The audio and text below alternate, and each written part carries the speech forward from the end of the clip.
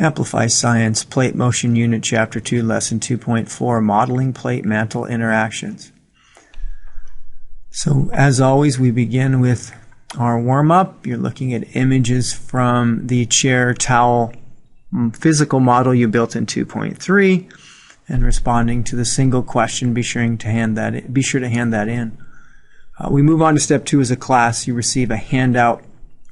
I'll pull up the image of the handout. You have a convergent and divergent plate boundary.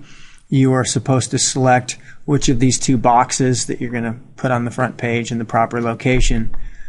We discover that the bottom right box should be the one that you place in the convergent boundary, and the top right box is the one that should go in the divergent boundary. We sketch those in class instead of cutting them out, just because it just gives us more brain processing time, and it seems like some of us need considerably more brain processing time to stay focused on what we're doing. In step 3, you're on to the simulation online. There's 3 steps to step 3. The first one, making sure you know a divergent boundary, the first scenario, versus a convergent boundary in the second scenario. You hit the next button and you move on to step 2, where it gives you specific instructions on how to manipulate your simulation to get the correct results.